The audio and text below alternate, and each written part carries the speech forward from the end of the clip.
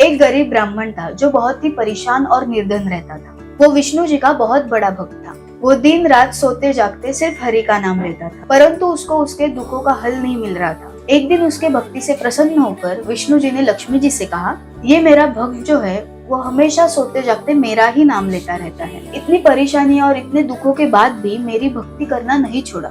तो विष्णु जी ने लक्ष्मी जी से कहा, आप जाइए और उनके घर वास कीजिए और इस व्यक्ति की परेशानियां दूर करिए और धन की कृपा करिए। परंतु लक्ष्मी जी ने कहा, मैं इस गरीब ब्राह्मण के घर में निवास कर सकती हूँ, लेकिन कोई भी भक्त श्रद्धा भाव से मेरी पूजा अर्चना ना करे और मुझे अपने घर में आमंत्रित ना करे, तब तक मैं किसी के भी घर में नहीं जाती। फिर विष्णु जी ब्राह्मण का रूप लेकर वो गरीब ब्राह्मण के पास गए और उनसे कहा, मंदिर के पास एक औरत गोबर के उपले बनाने आती है, उसे अपने घर पर आमंत्रित करो, उससे तुम्हारा कल्याण होगा और तुम्हारे सारे दुख दर्द दूर हो जाएंगे। तो गरीब ब्राह्मण बोला, इसका मतलब वो स्वयं लक्ष्मी जी है। फिर विष्णु जी हाँ बोलकर वहाँ से चले गए। फिर वो ब्राह्मण मंदिर जाकर उस औरत यानी कि लक्ष्मी जी को घर आने का आमंत्रण देता है। फिर महालक्ष्मी जी समझ गई कि ये विष्णु जी की ही लीला है। तभी महालक्ष्मी जी ने ब्राह्मण से कहा कि 16 दिनों के लिए तुम महालक्ष्मी व्रत पूरे विधि विधान से करो, मैं अवश्य आऊंगी।